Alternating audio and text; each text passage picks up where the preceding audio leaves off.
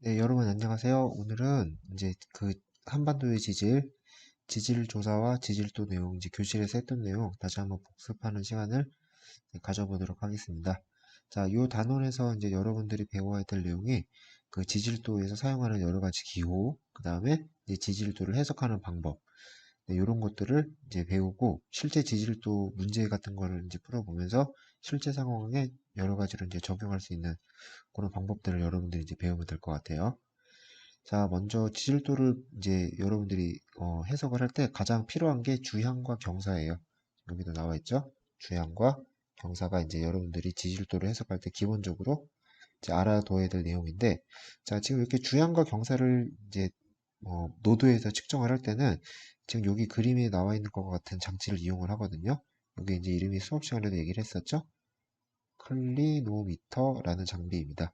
자, 이 클리노미터라는 장비를 이용해서 이제 필드에서, 그러니까 밖에서 주향이나 지층의 주향이나 이제 경사를 측정하는데, 이 클리노미터를 보는 방법은 좀 이따가 다시 한번 보도록 하고, 일단은 지금 여기 나와 있는 주향이라는 것과 그 다음에 경사라는 것이 어떤 의미를 가지고 있는지를 먼저 한번 보도록 하겠습니다. 자, 첫 번째로 나와 있는 건 주향입니다. 자, 주향이라는 거는 여기 지금 이렇게 한번 예를 들어 볼게요.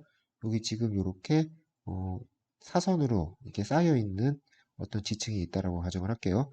지층이 있다라고 가정을 하고 요 지금 가장 바깥쪽 면, 요 지층이죠. 네, 요 지층이 전혀 이제 풍화 침식을 받지 않은 그런 아주 깨끗한 지층이라고 가정을 할게요. 자, 이렇게 지층에 쌓여 있을 때 요 지층에다가 여기 나와 있는 것처럼 물을 담았다라고 가정을 한번 해볼게요. 물을 담았다라고 가정을 하면은 요 물과 그 다음에 요 지층 면이 만나면서 이루는 요 선이 하나 생길 거예요. 요 선이 있죠? 요 선이 향하는 방향이 바로 이제 우리가 말하는 주향이라는 것이 돼요. 자, 그러면은 요 그림을 위에서 한번 이렇게 바라볼게요. 이 그림을 이제 위에서 바라보면은, 자, 예를 들어서 이쪽이 북쪽, 이쪽이 남쪽, 이쪽이 동쪽, 이쪽이 서쪽이라고 했을 때, 이 지층과 물이 만나는 선이 요렇게 향한다라면은, 네, 요 방향이 어디를 향하고 있는 거죠? 그렇죠. 북쪽을 향하고 있는 거죠. 자, 요렇게 되면은 요거는 주향을 어떻게 읽냐면 NS라고 읽습니다. 자, 근데 이제 뭐 반드시 북쪽을 향하는 경우만 있는 건 아니겠죠? 예를 들어서 지층이 요렇게 요 물일과 지층이 그 만나는 선이 요 방향을 향하고 있고 북쪽과 이루는 각도가 30도라고 가정을 할게요. 자, 이럴 때는 주향을 어떻게 읽냐면 N 30도 웨스트라고 읽어요. 자, 어렵지 않죠? 간단히 아실 수 있겠죠? 자, 이제 다음으로 볼 거는 동쪽으로 만약에 45도 정도 이렇게, 그러니까 요 지층면과 물이 이루는 선이 이렇게 북동쪽을 향하고 있고 요 각도가 예를 들어서 45도라고 가정을 할게요. 자, 이럴 때는 이제 주향을 어떻게 읽냐면 N 45도 이스트라고 읽습니다. 자, 주향이 뭔지 아시겠죠, 이제?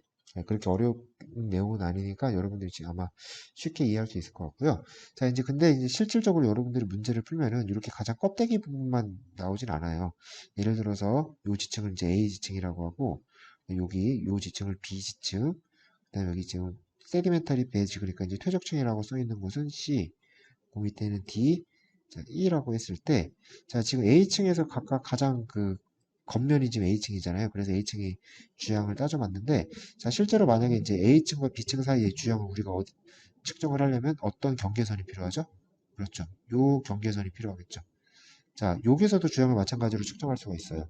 자, 그러면은 예를 들어서 이럴 때는 이제 가정을 새로 해야 되겠죠. 자, 예를 들어서 여기 사이에 물을 넣었다라고 가정할게요. 이 사이에 물이 스며 들어갔다라고 가정을 하고, 여기도 마찬가지로 그렇다라면은 요 B 지층과 A 지층의 경계와 물 수면이 만나는 선이 또 하나 생기겠죠? 그렇죠. 그러면은 마찬가지로 요 선이 향하는 방향이 마찬가지로 주향이 됩니다. 자, 이런 식으로 따지면 B 지층과 C 지층이 향하는 방향 마찬가지로 선을 그을 수가 있고, C와 D가 향하는 방향 마찬가지로 선을 그을 수 있으며 D와 E가 향하는 방향도 마찬가지로 이렇게 선을 그을 수가 있는 거겠죠. 자, 주양은 이런 식으로 표시를 하고요. 북쪽을 기준으로 몇 도를 꺾였느냐를 형태로 이제 이런 식으로 표기를 하고요. 그 다음에 지금은 이제 이렇게 남북 방향이라던가 아니면은 이렇게 30도나 45도 정도 기울어진 방향 이외에도 이렇게 지층이 놓일 수도 있겠죠? 네, 이렇게 놓여 있을 때에는 간단하게 EW라고 씁니다. 여기까지 여러분들 참고를 하시면 될 것 같아요.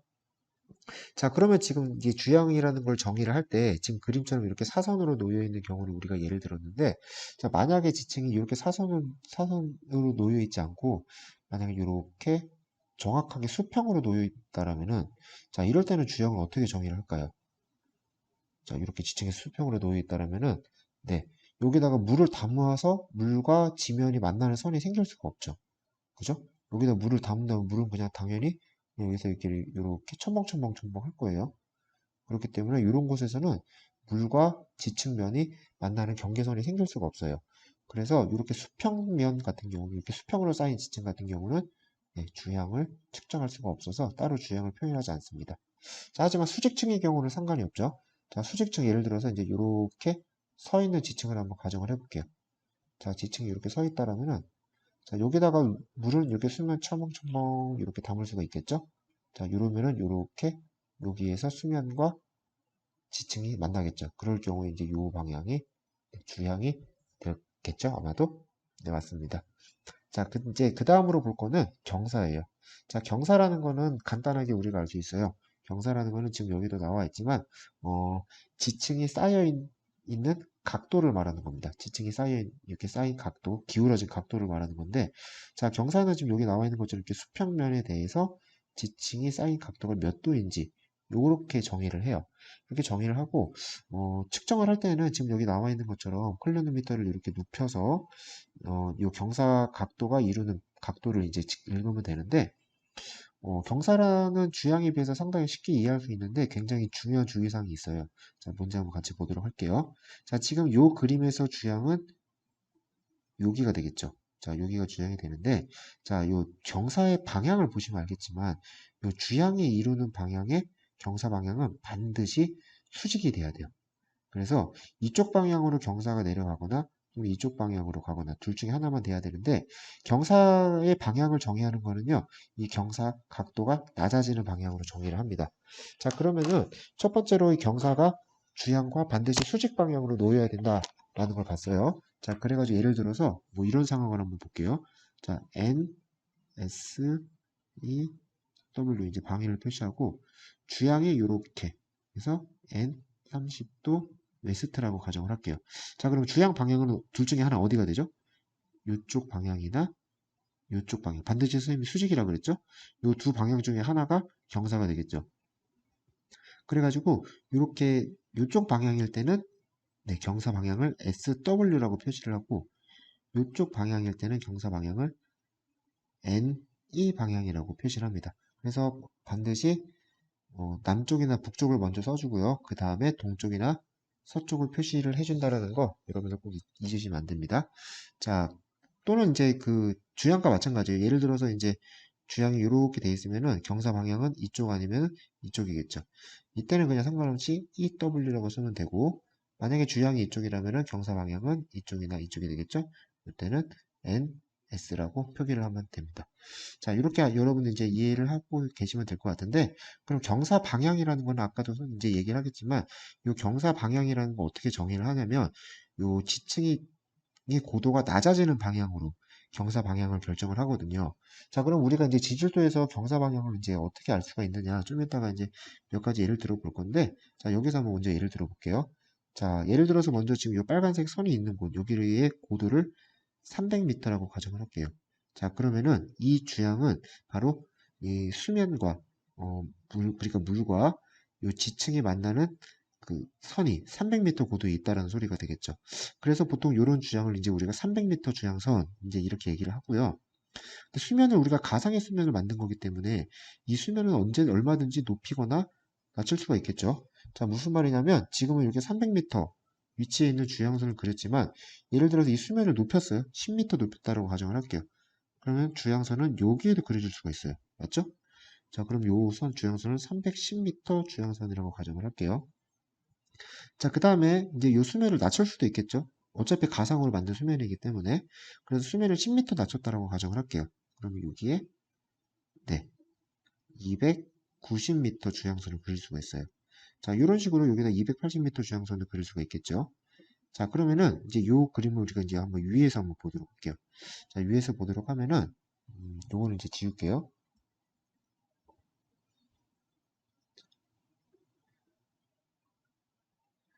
지우고, 그 다음에 이제 여기 좀 이따가 우리가 이제 등고선도 같이 지질도에다 표시할 건데 헷갈리니까, 등고선은 이렇게 5 간격으로 그릴게요. 그리고 여기가 예를 들어서 305m 등고선이라고 하고, 그럼 여기를 295m 등고선, 그럼 여기는 285m 등고선이라고 가정을 한번 해보도록 하겠습니다. 자, 그 다음에 이제 여기다가 네, 이제 이제 요거를 위에서 바라본 모습을 한번 그려볼게요. 위에서 바라본 모습을 그려보면 이렇게 310m 주향선이 나올 것이고, 그 다음에 그 왼쪽에 300m 주향선, 그 다음에 290m 주향선, 280m 주향선이 되겠죠. 이렇게 하면은 지금 우리가 이제 요거를 위에서 본 모습이기 때문에 이게 고도가 낮아지는 게 느껴지지 않지만 이렇게 위체적으로 본 그림을 보면은 이제 고도가 이쪽 방향으로 고도가 낮아지는 걸 알 수가 있죠. 그러니까 이렇게 어차피 우리가 좀 이따 나중에 보게 될 지질소라는 거는 이 평면 위에서 본 평면으로만 볼 수가 없어요. 그래서 이제 이렇게 나와 있는 주향선을 그려가지고 이 경사 방향을 우리가 추정을 해야 되는데 자 지금 이렇게 310, 300 290, 280 이렇게 놓여 있다라면은 경사 방향이 어디 쪽이 되겠죠? 그렇죠. 경사 방향은 그림 기준으로 오른쪽에서 왼쪽 방향으로 경사가 내려가고 있음을 확인할 수가 있습니다. 자, 이제 이렇게 주향과 경사를 표기하는 방법을 봤는데 이제 요 클리노미터를 이용해서 주향이랑 경사를 표시하는 방법을 이제 좀 보도록 할 건데요. 자, 지금 이렇게 클리노미터가 나와 있는데, 여러분들 이제 클리노미터를 보시면은 눈여겨볼 게 하나 있어요. 어떤 걸 눈여겨봐야 되냐면, 자, 지금 여기 나와 있는 것처럼, 어, E와 W의 방향이 반대로 되어 있습니다. 자, 클리노미터라는 거는 사실 이제 수업 시간에도 얘기를 했지만, 일반적인 나침판이랑 사실 크게 작동 원리에 대해서는 크게 다른 것이 없어요. 이제 다만 이제 다른 점이 하나 있다라면 방금 얘기했던 동쪽의 표시와 서쪽의 표시가 다르게 되어 있다는 거예요. 그래서 이 클리노미터를 좀 이제 간단하게 그려보면은 먼저 기본적으로 여러분들이 잘 알고 있는 N과 S, 그 다음에 E와 W, 그 다음에 이렇게 나침판이 침이 이렇게 있어야 되는데 자 아까도 얘기했던 것처럼 클리노미터는 요 E와 W의 방향이 반대로 되어 있다고 그랬죠? 그래서 이쪽이 W, 이쪽이 E. 자, 이렇게 되어 있는 게 이제 클리노미터의 기본인데, 일단 지금 여기 나와 있는 이 동그란 거, 요거는 일단 좀 이따 설명을 하고요. 일단 요 나침판의 일반적인 침의 모양과 똑같은 요 아이를 먼저 좀 보시면은, 요거는 나침판의 원래는 같아요. 나침판의 원래는 완전히 같고, 요 나침판의 침은 반드시 북쪽을 가르치도록 이렇게 설계가 되어 있는데, 자, 그럼에도 불구하고 W와 E가 이렇게 거꾸로 표현된 이유는 아주 간단해요. 읽기 편하게 하기 위함입니다. 자, 예를 들어서 떤 지층이 이렇게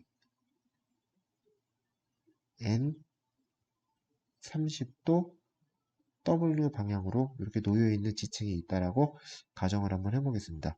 가정을 한번 한다면 여기다가 클리노미터를 대면은 여기다 이제 경사 방향은 이쪽이라고 할게요. 이쪽 방향으로 경사가 낮아지는 거겠죠? 그러면 이제 클리노미터를 측정할 때는 반드시 이 지층이 면에 다 대고 이렇게 대고 클리노미터가 수평이 되도록 놓은 다음에 클리노미터를 측정을 해야 되거든요.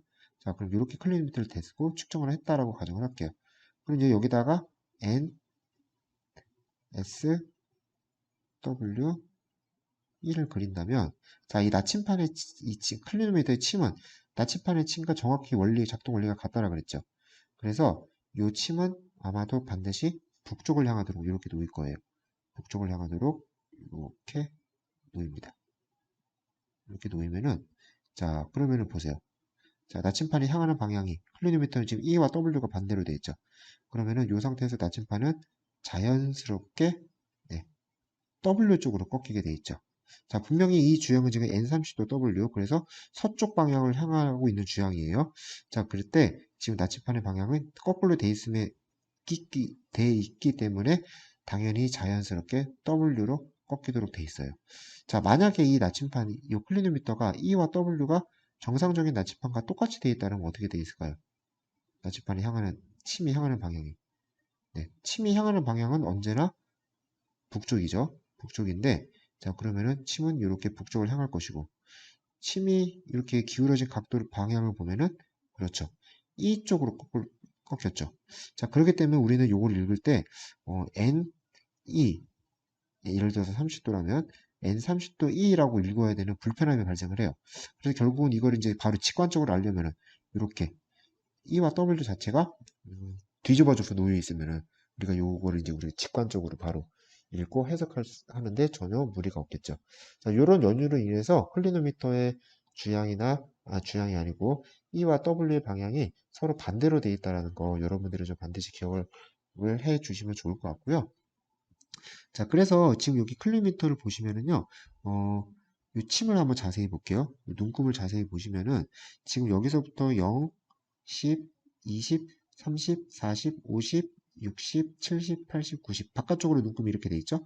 자, 그래서 이 바깥쪽으로 눈금이 이 북쪽을 기준으로 증가하는 방향이에요. 북쪽을 기준으로 증가하는 방향이고, 그래서 우리가 클리노미터를 읽을 때 어떻게 읽으면 되냐면은 예를 들어서 어, 나침반의 침이 이렇게 돼 있다고 가정을 하면은 북쪽을 기준으로 요 바깥쪽 눈금을 기준으로 40만큼 꺾여 있죠. 그죠? 그러면 지금 W 방향으로 꺾였으니까 N 40도 W라고 읽으면 돼요. 자, 그래서 바깥쪽 눈금은 주향을 측정할 때 쓰는 눈금이라는 거 여러분들이 좀 기억을 해 두시면 될 것 같고요. 자, 그 다음으로 이제 여러분들이 보실 게 뭐냐면은 경사입니다.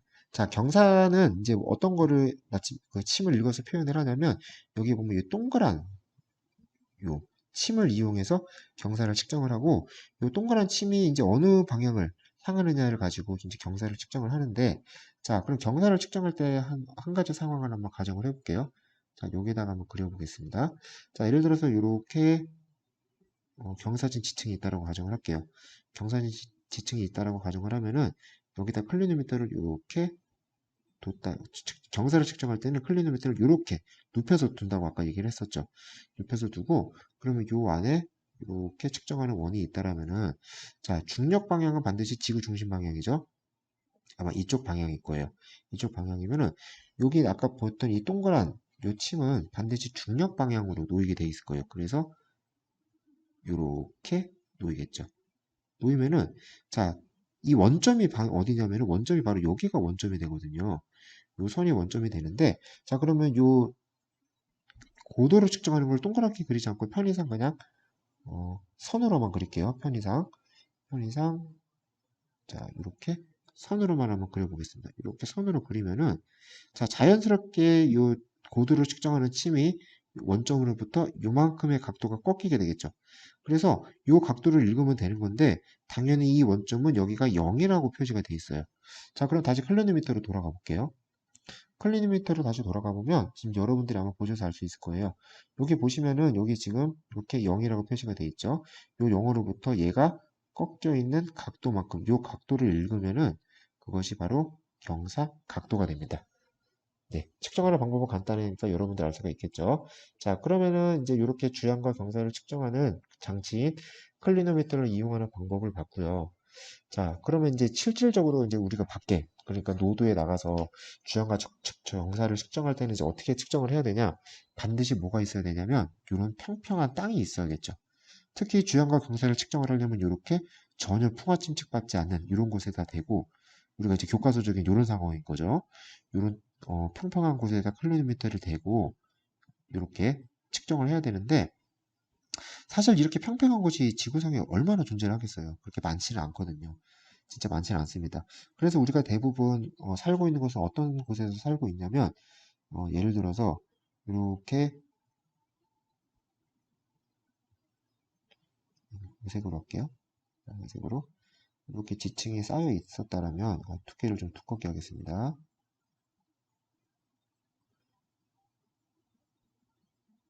이렇게 지층이 쌓여 있다라면은 처음에는 이렇게 예쁘게 아마 쌓였을 거예요.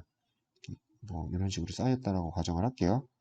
쌓인 다음에 자 어떤 일이 발생을 하냐면 잠시만요. 예를 들어서 아이고 지우개가 어디 있을까요? 있네요. 네.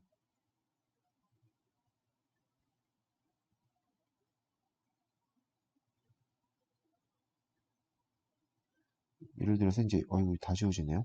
나중에 포화측식 받아가지고 요 땅이 분명히 처음에는 이렇게 쌓여 있었는데 포화측식 받아가지고 자 이렇게 깎여 나갔다고 가정을 할게요. 깎여 나갔다고 가정을 하고 자 실질적으로 이제 우리가 여기서 이제 풀이 자라고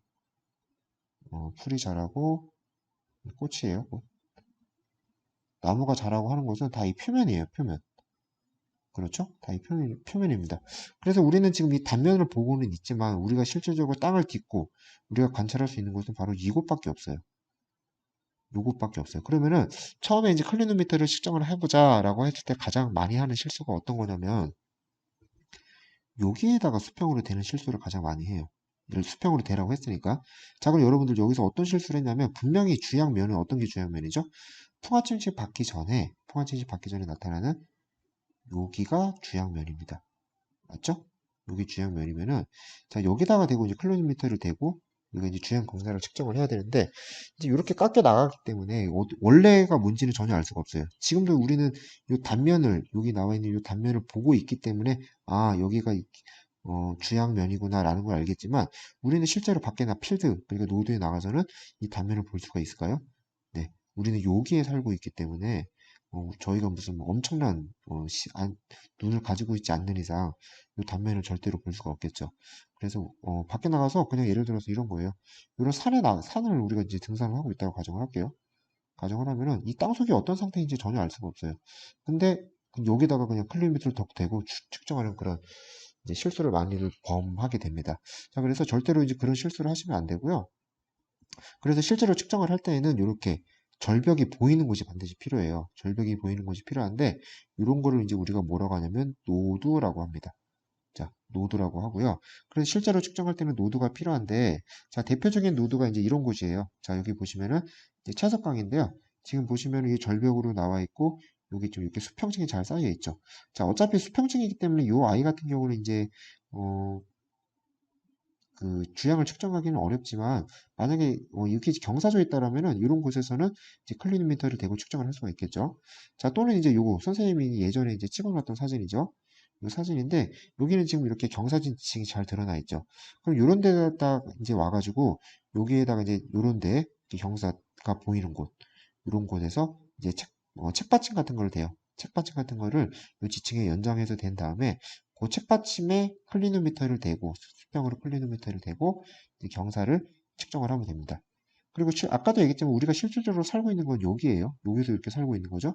그래서 이제 클리노미터로 경사를 주량을 측정하겠다 치고 여기다가 클리노미터를 대고 측정하는 그런 실수를 하시면 절대로 안 된다는 거 말씀드렸고요. 자, 다시 요 산이죠. 산인데 우리가 살고 있는 건 이런 곳이죠. 이런 곳인데 이런 표면이에요. 표면.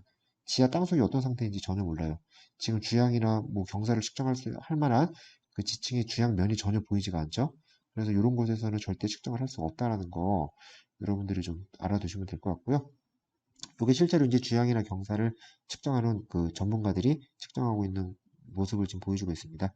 이렇게 노드가 튀어나온 곳에서 지금 이렇게 책받침을 대고 이렇게 클리미터를 수평으로 된 다음에 지금 측정을 하고 있는 모습을 선생님이 가져왔고요. 자, 그러면 이제 요거를 이제 실제 지질도를 해석하는데 한번 이제 적용을 해볼 건데, 자, EBS 문제를 한번 같이 한번 보도록 할게요. 자, 선생님이 미리 준비를 했어요. 준비를 했는데, 자, 지금 여기 보시면은, 300 등고선이 나와 있고, 그 다음에 서로 다른 A 지층과 서로 다른 A 지층이랑, 그 다음에 A 지층, 그 다음에 B 지층, 그 다음에 C 지층. 이렇게 세 개 지층이 놓여 있어요. 세 개 지층이 놓여 있고, 그 다음에 요 지층이 지금 누가 먼저 쌓였는지 이거는 지금 현재로는 알 수가 없습니다.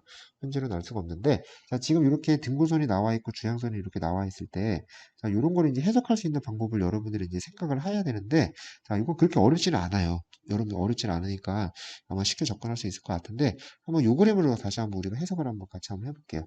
자, 요거는 이제 지금 나와 있는데, 자, 이제 요 그림 보시면은 여기 지금 600m 등고선, 그 다음에 500m 등고선, 그 다음에 400m 등고선, 300m 등고선 이렇게 나와 있죠. 나와 있고, 그 다음에 지금 요 지층, 노란색 지층을 A 지층이라고 가정을 하고, 그 다음에 여기 빨간색을 B 지층이라고 가정을 할게요. 가정을 하면은 지금 요 A 지층과 B 지층의 경계선이 지금 이렇게 나와 있습니다. 자, 지금 요 지층의 경계선이 이렇게 나와 있어요. 자, 그러면은 요거를 이제 해석을 해볼 건데, 지금 우리가 요 땅을 우리가 아까도 얘기했지만 지질도는 이제 위에서 본 모습, 평면을 이제 그린다라고 얘기를 했잖아요. 그런다고 얘기를 했는데, 지금 우리가 알고 있는 거는 지금 요거를 평면에다가 고도라든가 주향선 경사만 지금 표시를 했어요. 그럼 지금 얘를 지금 간단하게만 우리가 한번 보면은, 자, 여기를 기준으로 한번 생각을 해볼게요. 여기를 기준으로 한번 생각을 해보면, 요 지층을 한번 입체적으로 그려보면은, 왼쪽, 여기를 이제 F라고 하고, 여기를 F 프라임이라고 했을 때, F에서 F 프라임 방향으로 가면서 점점 이렇게 고도가 낮아지고 있는 지층이라는 걸 알 수가 있죠. 자, 그 다음에 두 번째로 지금 요 방향으로 보시면은 요 방향으로 한번 잘라서 볼게요. 요 방향으로 잘라서 보면은 여기가 500m 동고선이죠. 500m 동고선, 600m 동고선, 다시 600m 동고선, 500m 동고선. 그럼 여기는 600m와 700m 사이니까 대략 위치가 650m 정도 된다고 할게요. 자, 그러면 이 친구는 지금 어떻게 되어 있는 거냐면, 이 방향으로 점점 고도가 높아졌다가, 이 방향으로 점점 고도가 낮아지는 그런 곳이죠. 그래서 산으로 따지면은 여기가 가장 고도가 높고, 이쪽은 고도가 낮은 능선과 같은 곳이죠. 그래서 선생님이 이 그림을 대략적으로 한번 그려보면은, 이 지층은 아마도 이런 식으로 되어 있는 그런 곳일 거예요. 그렇겠죠? 아마도 이런 식으로 간단하게 그리면은 이런 식으로 되어 있는 거고요. 자, 그 다음에 지금 경사 그 A 지층과 B 지층의 경계를 보시면은 이쪽에서부터 요렇게 경계가 나와 있죠. 이렇게 경계가 나와 있고, 그죠? 이렇게 경계가 나와 있는데, 그러면은 대충 이제 요 정도에서 경계의 꼭대기가 여기쯤에 확인이 되죠? 여기쯤이라고 가정을 하면은 여기서부터 경계가 이렇게 경계가 져 있는 거예요. 그죠? 이렇게 경계가 져 있는 거고, 요거를 지금 이렇게 입체적으로 돼 있는 상태를 요걸 이제 위에서 봤을 때 이제 이런 모양이 되는 거고, 여기가 이제 B 지층이 되는 거고, 여기가 이제 A 지층이 되는 거겠죠. 자, 그래서 지금 요 상태는 이제 요걸 이제 단면을 다시 한번 볼게요. 요 단면을 이제 다시, 자, 입체적으로 그린 요거를 다시 한번 간단하게 그려보면은, 단면으로 그려보면은, 요렇게 아마도 돼 있을 거고, 그 다음에 요렇게 B와 A 지층이 여기 놓여 있는 거겠죠. 그죠? 네모나게. 자, 무슨 상황인지 대충 이제 여러분들 이해가 되실 것 같은데, 자, 그러면은 A 지층과 B 지층 사이에 여기가 이제 우리가 주향을 측정할 수 있는 곳이라고 생각을 할 수가 있겠죠. 그죠? 아까도 선생님이 얘기했었죠. 처음에 주향을 설명할 때 지금 보시면은 여기에서만 주향을 측정할 수 있는 게 아니라 그랬어요. 이런 곳에다가도 수면에다가 물을 댔을 때 수면과 이 지층면이 이루는 주향 방향을 생각할 수가 있다라고 했잖아요. 마찬가지로 네, 이렇게 지금 놓여 있으면은 네, 요 상황을 생각해 볼 수가 있는데 아까도 얘기했지만 여기서는 주향을 측정할 수가 없어요. 이거는 분명히 원래는 쌓여 있었는데 풍화 침식 받아서 깎인 지층이에요. 그러면 요 아이는 원래 이제 풍화 침식 받기 전에 우리가 생각을 해보면 아마도 이렇게 돼 있었겠죠. B, A. 그다음에 B가 이렇게 쭉 쌓여 있었을 텐데 이렇게 쌓여 있었겠죠. 근데 풍화 침식을 받아서 어떻게 된 거죠? 여기가 네, 아이고 풍화 침식을 받으면서 여기가 이렇게 깎여 나간 거겠죠. 그래서 네, 이렇게 된 거겠죠. 자, 그러면은 이제 우리가 여기서 주향을 측정하려면 이제 요 부분이 필요한데 예를 들어서 여기 뭐 요런 데서 다 주향을 측정할 수가 있다고 얘기를 했죠. 예를 들어서 여기가 뭐 200m 주향선, 뭐 300m 주향선, 400m 주향선, 500m 주향선이 지금 이렇게 화면 안으로 들어가는 형태를 아마 띄게 될 거예요. 자, 그러면은 지금 여기서 보시면은 요거를 이제 단면을 봤는데 입체로 다시 한번 보면은 예를 들어서 여기가 요 그림, 요 왼쪽 그림을 따라서 하면은 잠시만요. 전장에서 그리면요. 여기가 예를 들어서 300m 등고선이 될 거고 300m, 400m, 네, 500m, 뭐 600m, 700m 이렇게 그릴 수가 있겠죠. 자, 그러면은 지금 요 지층은 분명히 입체적으로 쌓여 있는 건데 우리가 지금 노출되어 있는 요 면만, 그러니까 요 면만 보고 있는 거잖아요. 어떤 면이 노출되어 있는, 네, 요 우리가 실제로 밖에서 만약에 본다라면은 여기만을 보고 있는 거잖아요. 여기만, 여기는 보이지 않는 곳이죠. 그려지지 않는 곳이에요. 보이지 않는 곳, 여기만을 보고 있는 거잖아요. 여기만을 보고 있는 거고, 이 반대편도 마찬가지로 이쪽 면이 이렇게 똑같이 보이겠죠. 그러면은 보시면 알겠지만 여기 보시면 여기는 400m 등고선과 A와 B 지층 경계가 만나는 곳, 여기에다서 요 I가 요 화면 안으로 들어가는 방향의 주양을 하나 생각을 할 수가 있죠. 마찬가지로 화면 안으로 들어가는 주양을 생각할 수 있고 여기서도 화면 안으로 들어갈 수 있는 들어가는 주양을 하나 생각할 수가 있을 거예요. 그렇다면은 요 아이들은 분명히 잠시만요. 여기 안쪽에 이렇게 선생님 그림을 그릴 재주가 없는데 안쪽으로 이렇게 칠판 안으로 주양이 요걸 이제 위에서 보시면은 얘를 이제 위에서 보시면은 이렇게 이렇게 쌓여 있고 여기가 이제 그 등선이죠. 그 다음에 이렇게 쌓여 있는 이런 형태가 될 거 아니에요.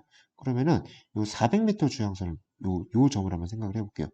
요 400m 주양선은 이쪽에서 나와서 어딘가로 쏙 땅속으로 들어가서 다시 이쪽 방향으로 튀어나가겠죠. 그렇죠. 그 다음에 여기가 이제 보시면은 요게 지층과 지층의 경계고 그 다음에 여기가 등고선이 지나가는 점이죠. 그죠? 그래서 이게 무슨 말이냐면 이렇게 등고선과 주양선이 만나는 곳을 점으로 찍어서 여기를 선으로 이으면은 이것이 바로 네, 주향선이라고 우리가 해석을 할 수가 있는 거죠. 그래서 지금 이쪽에 400m 점을 찍고 지금 요 면의 반대쪽 요쪽 면에도 똑같이 요게 요렇게 요쪽 면에 찍혀 지금 여기 요 면을 그린 것이 이제 여기에 해당되는 거잖아요. 요 반대쪽에 이렇게 있으면 요 반대쪽 면도 우리가 생각을 할 수가 있겠죠. 그 반대쪽 면이 이쪽 면에 해당이 되겠죠. 그래서 이렇게 통과하는 요 선을 그릴 수가 있을 거예요. 그래서 요 그림을 이제 요 밑에서 본 요 그림을 좀 더 입체적으로 본 그림이 요건데 분명히 여기가 400m고 여기도 400m죠. 그리고 요 주양선은 요 400m 고도를 따라서 이어지는 선이죠. 바로 요 점에 해당되는 거겠죠. 요 점. 여기서는 요 점에 해당되는 거겠죠. 네. 요 점들인데, 요 점들인데, 요거는 분명히 땅속에서 이 칠판 안으로 들어가는 방향일 거예요. 땅속에서 칠판 안으로 들어가는 방향이고, 그게 좀 요렇게 표시가 되는 거죠. 그렇겠죠? 그 다음에 얘도 마찬가지죠. 500m 주양선이 이렇게 표시가 되고, 500m 주양선이 마찬가지로 땅속이 아닌, 그러니까 우리가 땅 밖에 노출된 부분은 요 점과 요 점이겠죠. 그러면은 요 두 개 점을 이으면 마찬가지로 이렇게 주양선이 쭉 그려질 것이고, 요게 이렇게 표시가 될 거예요. 그러면은 요 A 지층과 B 지층의 경계는 요 두 주양선은 점을 잇는 바로 네, 여기가 되겠죠. 이렇게 돼 있는 거로 해석을 할 수가 있습니다. 자, 그러면은 이제 실제 문제를 한번 보도록 할게요. 실제 문제를 보시면 아까 이제 보려고 했던 그림인데, 자, 지금 여기 보시면은 A 지층과 그 다음에 B 지층과 C 지층이 이렇게 놓여 있어요. 놓여 있고, 지금 여기 보시면은, 자, 지금, 아이고, 죄송합니다. 자, 지금 B 지층이 아까처럼 이제 한번 해볼게요. B 지층의 등고선과, 그 다음에, 요 그림의 등고선과 A 지층과 B 지층의 경계가 만나는 곳을 찾아야겠죠? 자, 지금 요렇게 경계가 있고, 그 다음에 요 경계와 등고선, 지금 200m 등고선이 만나는 곳을 한번 찾아볼게요. 200m 등고선과 요 지층의 경계가 만나는 곳이 어디죠? 점을 찍어보면은, 아이고, 죄송합니다. 점이 어디에 찍힐 수 있냐면, 여기와 여기에 점에 찍힐 수가 있겠죠. 그러면은 여기가 주양선이 되겠죠. 자, 요 주양선은 지금 보시면 알겠지만 200m 등고선에 점을 찍은 곳을 선으로 연결한 거죠. 요 점 찍은 곳이 200m 이 주양선이 밖으로 노출된 곳이에요. 따라서 요 주양선이 200m 주양선이 되겠죠. 자, 그 다음에 여기 지금 B와 C가 만나는 곳, 여기와 여기잖아요. B, C 경계와 등고선이 만나는 곳, 여기는 100m 주양선이 될 거예요. 그렇겠죠? 자, 그러면은 요거를 이제 우리가 한번 입체적으로 한번 생각을 해보자고요. 자, 요게 이제 200m 주양선이고, 요게 이제 100m 주양선이고, 지층은 총 3개예요.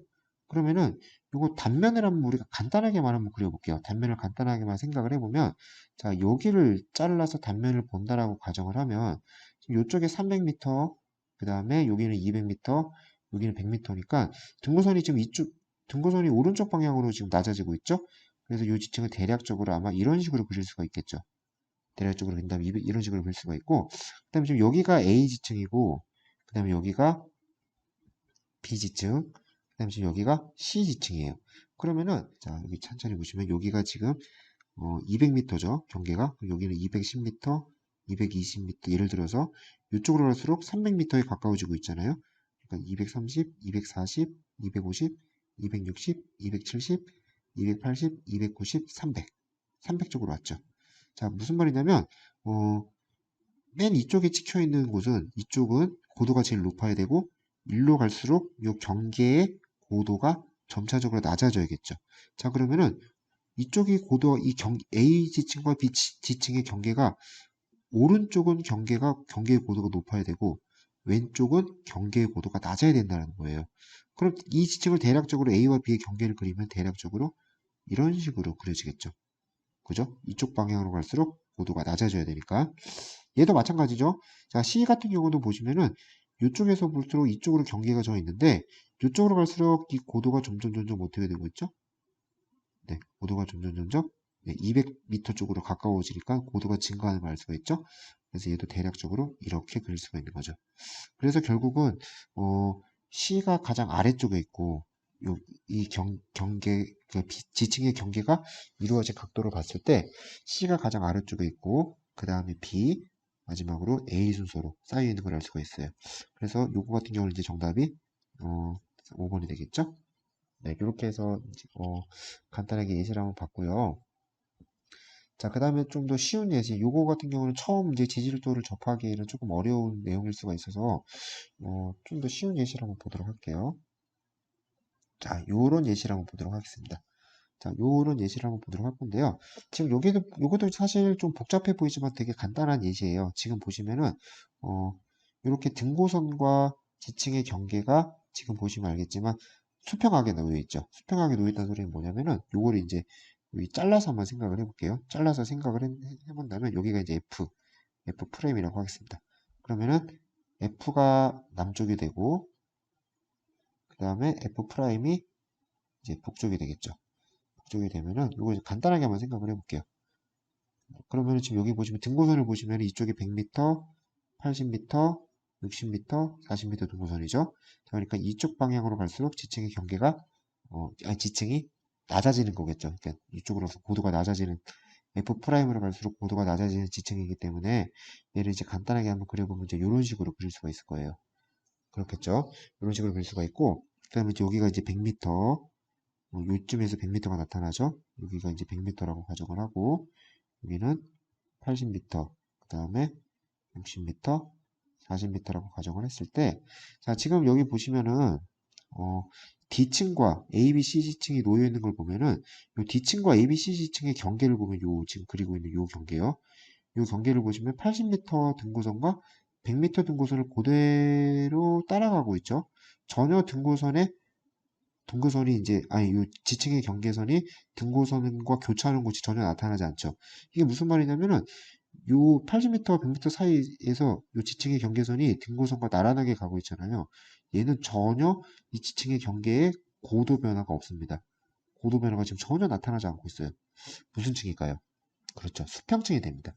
그래서 지금 현재 100m와 80m 정도 요 고도 사이에서 나타나고 있으니까 이렇게 수평으로 되어 있는 지층이에요. 여기에 D가 있는 거겠죠. 자, 그 다음에 이제 보실 게 뭐냐면은, 이제 A지층과 B지층, 그 다음에 C지층을 이제 하나씩 보아야 될 차례가 됐는데, 자, 지금, 이걸 잠깐 지울게요. 지우면은, 자, 지금 보시면은, 60m 이 등고선과 A지층 경계, 보시면 여기에서 만나고, 여기에서 만나죠. 그러면, 이렇게 그리면은, 요게 60m 주양선이 되는 거겠죠. 그 다음에 마찬가지로 똑같은 경계 여기와 여기 점을 찍어볼까요? 그럼 어떻게 되죠? 이렇게 되겠죠. 얘는 여기는 80m 주양선이 되겠죠. 자, 지금 여기가 F고 여기가 F'이라고 가정을 했어요. 그래서 지금 여기가 F, 여기가 지금 F'인데 지금 이 등고선 방향을 보면은 F' 방향으로 갈수록 점점 주양선의 고도가 낮아지고 있죠. 무슨 말이냐면 A 지층과 B 지층의 경계는 F' 방향으로 경사의 고도가 낮아지고 아니, 경사가 낮아지고 있는 지층이라는 소리죠. 그러니까 어떻게 되고 있다는 소리일까요? 그렇죠. 지금 F' 방향으로 낮아지고 있으니까 우리가 이제 어떻게 그릴 수가 있을까요? 네, 잠시만요. 대충 대략적으로 한번 그려볼게요. 자, 이렇게 되고 있다는 걸 알 수가 있습니다. 그래서 여기가 이제 A 지층, 여기가 B, 여기가 이렇게 되면 C가 이 안에 어딘가에 이렇게 들어있겠죠. 이렇게. 자, 그래서 지금 요거 같은 경우는 지금 그림을 그리는 걸 여기서 잘랐잖아요. 지금 보면은 60m까지도 그림에서 표현이 안 됐죠. 그러니까 네, 여기까지 박스로 치면 되겠죠. 그래서 박스로 쳐서 여기 상황을 네, 단면으로 그린 거겠죠. 네, 여기 상황을 단면으로 그린 거고 그래서 지금 실질적으로 지표면에 노출되어 있는 거는 선생님이 자른 부분에서는 A만 지표면으로 노출이 되어 있고 B나 C 같은 경우는 이렇게 땅속에만 묻혀 있는 이런 상태가 되겠죠.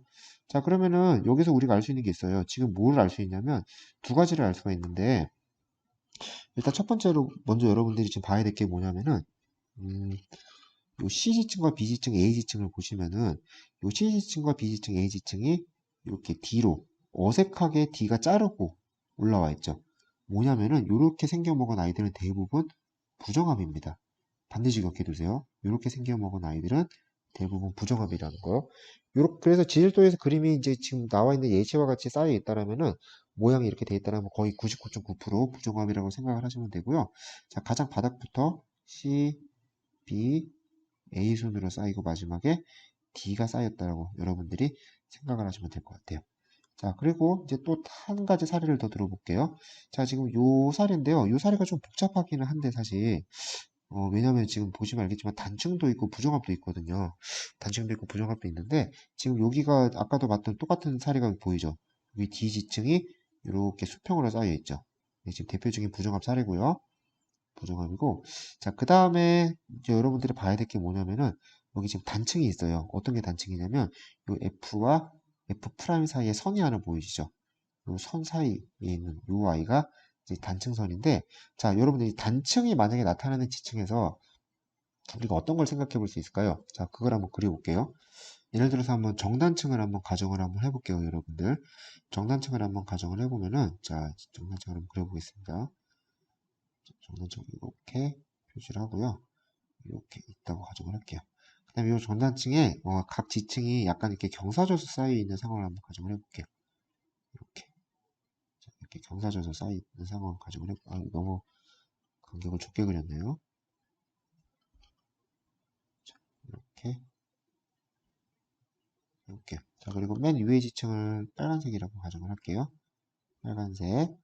자, 그 다음에 지층을 주황색, 주황색이라고 가정을 하고, 자, 그 다음에 지층을 파란색, 파란색이라고 가정을 하고, 자, 그 밑에 있는 지층을 보라색이라고 가정을 하겠습니다. 자, 그러면 이 아이는 정단층이기 때문에 상반이 아래로 내려왔겠죠. 자, 상반이 아래로 내려왔을 테니까 이렇게 중간중간에 똑같이 경계를 그리고 여기도 아래로 내려왔을 테니까 여기가 이제 빨간색이 되겠죠. 빨간색이 되고 그 다음에 여기가 네, 주황색이 되겠죠. 주황색 그 다음에 여기가 이제 파란색 그다음에 여기가 이제 보라색이 되겠죠. 자, 그러면은 지금 지층이 이렇게 내려온 상황이 되겠죠. 자, 이제 이 상황을 이제 우리가 좀 입체적으로, 그래서 우리가 보고 있는 것은 항상 선생님이 얘기하지만 단면을 보는 게 아니고 위에 있는 노출된 부분만 본다고 했잖아요. 그래서 이 상황이 위에서 봤을 때는 이제 어떻게 보일까? 이제 한번 생각을 해보면은 여기가 단층선이 되겠죠. 단층선이 되고 여기 이제 F와 F 프라임이라고 하면은 잠시만 요거를 좀 더 예시를 좀 더 정확하게 들기 위해서 F를 이렇게 하지 않을게요. 죄송해요. 그리고 이것도 좀 지울게요. 지우고 좀 상황을 좀 더 여러분들이 이해할 수가 있게 이렇게 다시 한번 그려볼게요. 그리고 그다음에 이걸 좀 깎을게요, 선생님이.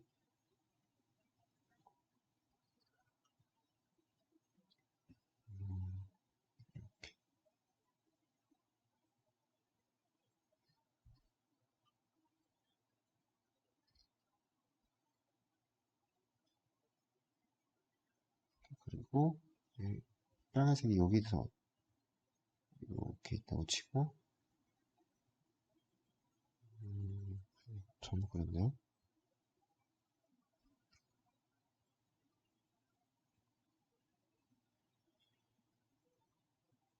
이렇게 있다고 가져갈게요. 여기가 빨간색 됐습니다. 그 다음에 여기가 이제 노란색 여기 이렇게 있다고 가정을 할게요.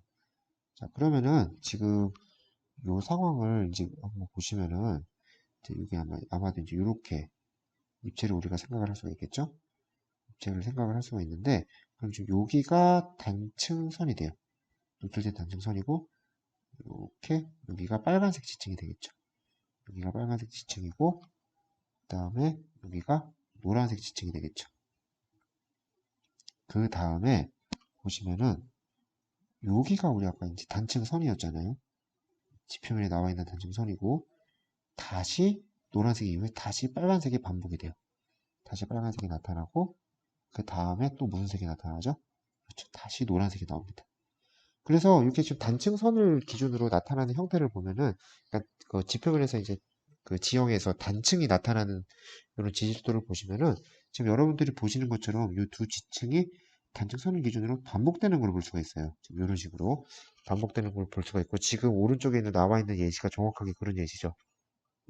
왼쪽에 A, B, C 다시 A, B, C가 동일하게 반복이 되는 걸 확인할 수가 있습니다.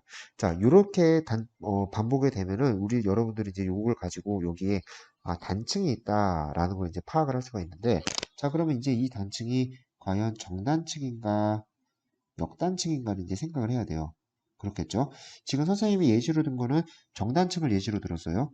정단층을 예시로 들었는데, 역단층일 상황은 정단층으로 예시를 들었지만 입체이기 때문에 우리가 이제 이게 금방 정단층인 줄 알 수가 있지만 사실 이 위에서 본 그림만 가지고 요 녀석이 정단층인지 역단층인지를 한눈에 파악하는 건 굉장히 어려워요. 자, 그래서 이게 이제 정단층인지 역단층인지 판단하는 방법을 볼 건데 그 아까 사용했던 방법을 다시 한번 지금 사용해 보도록 할게요.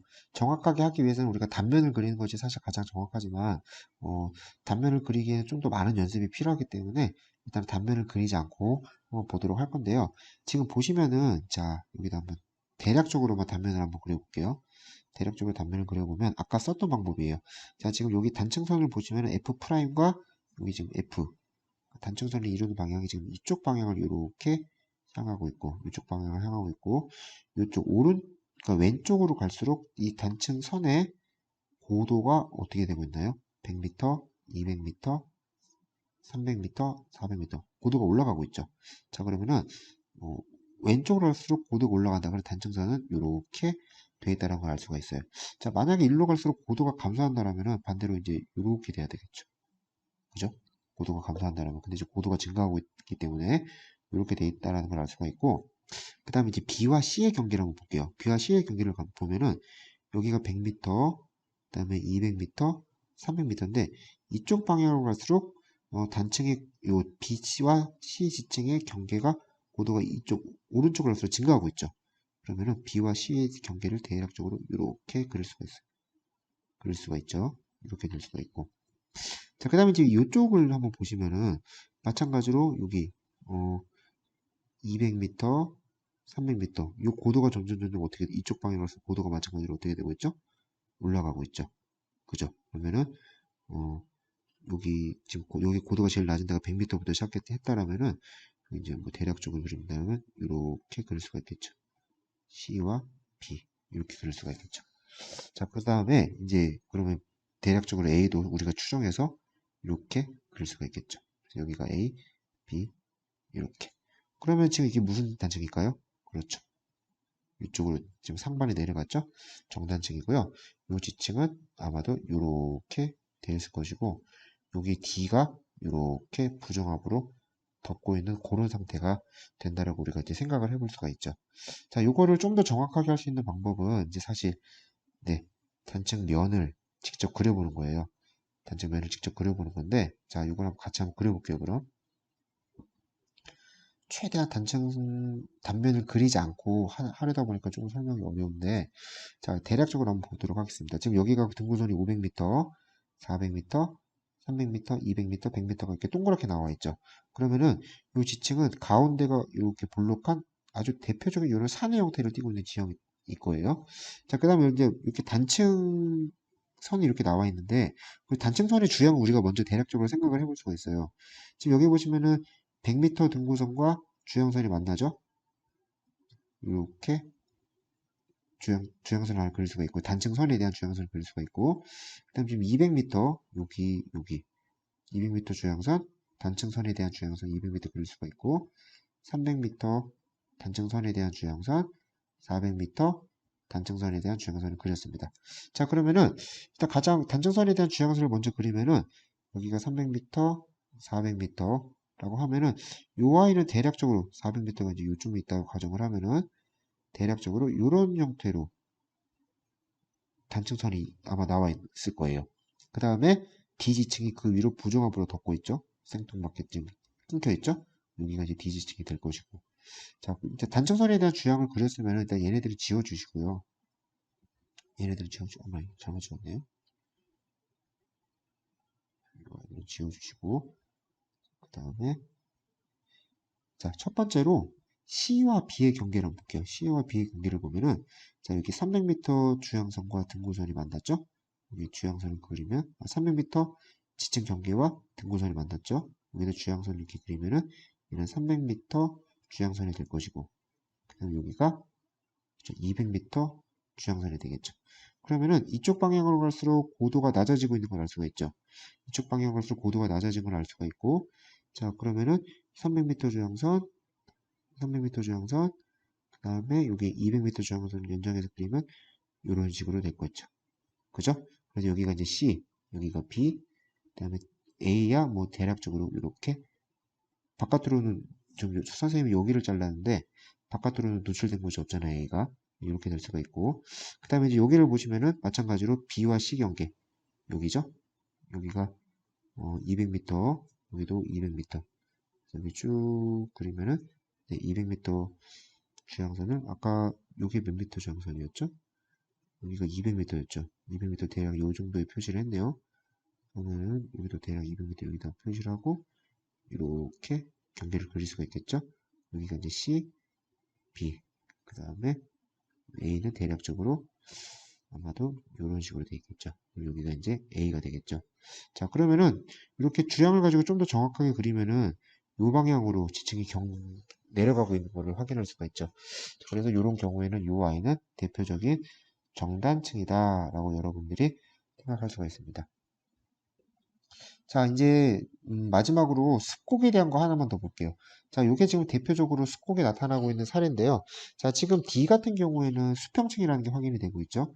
D는 수평층이라는 게 확인이 되고 있고, 자, 지금 요 기호 표시가 나와 있는데, 요게 이제 주양과 경사를 표시하는 방법이거든요. 주양과 경사를 표시하는 방법인데, 이렇게 길게 나와 있는 요 짝대기가 주양의 방향을 말합니다. 주양의 방향을 말하고, 경사의 방향은 반드시 주양의 수직이라고 말씀드렸죠. 그래서 지금 여기 보시면은 이게 경사 방향인데 이쪽 방향으로 표시가 되고요. 이 방향으로 지층의 고도가 낮아지고 있다라는 걸 의미하거든요. 자, 그러면은 지금 여기 보시면 알겠지만 요 D라는 수평층을 기준으로 C, B, A가 대칭적으로 나타나고 있죠. 이런 경우는 거의 대부분 이제 습곡이에요. 습곡인데 얘를 이제 대략적으로 한번 그려보면은 D가 수평층이 이렇게 가운데 자리를 잡고 있고 그 다음 C지층이 D 방향으로 경사가 지고 있죠. 이렇게. 그 다음에 오른쪽에 있는 C지층도 D 방향으로 이렇게 경사가 져 있어요. 자, 그 다음에 B지층도 마찬가지예요. B지층도 D 방향으로 경사가 져 있으니까 이렇게 돼 있고 오른쪽에 있는 B지층도 D 방향으로 경사가 이렇게 져 있어요. 여기가 B가 되겠죠. 그 다음에 이제 A지층을 볼게요. A지층을 보시면 A도 마찬가지로 D 방향으로 경사가 놓여 있고 오른쪽에 있는 A도 마찬가지로 D 방향으로 경사가 이렇게 놓여 있습니다. 자, 그래서 대표적인 습곡이 나타났고요. 자, 이렇게 되어 있는 습곡을 우리가 이제 향세라 그러죠. 향사. 그러니까 이제 요거 같은 경우 답이 이제 기억이 될 것이고 가장 먼저 쓴 게 이제 A잖아요. 가장 먼저 형성된 지층 A다. 표시할 수가 있고 B 지층의 경사는 기역보다 니은에서 급하다라고 했는데 기역에서 경사 각도가 42도죠. 그다음에 B에서 경사 각도가 니은에서는 50도고 기역보다 니은에서 급하다. 이것도 맞는 보기가 되겠죠. 답이 이제 5번이 되겠습니다. 자, 그래서 지금 지질도 문제를 몇 가지를 예시를 보면서 같이 여러분들이랑 공부를 해봤어요. 해봤는데 선생님이 전체적인 영상을 다 찍어 올리는 건 처음입니다. 처음이다 보니까 다소 좀 부족함도 있고 설명하는데 좀 선생님도 조금 어려움이 있었는데 아무래도 교실에서 수업하는 게 훨씬 더 편한데요. 네네. 아무튼 좀 더 이제 영상 같은 걸 계속 찍는 연습을 하면서 영상에서도 좀 더 여러분들이 잘 이해할 수 있도록 그렇게 영상을 만들어 볼 수 있도록 노력해 보도록 하겠습니다. 네, 오늘 수고 많으셨고요. 이제 다음 시간에는 어떤 거를 배워볼 거냐면은 한반도의 지질. 그래서 이제 한반도 지질이 형성되는 과정에 대해서 한번 알아보도록 하겠습니다. 자, 오늘 수업은 여기서 마치도록 하겠습니다. 자, 고생 많으셨습니다.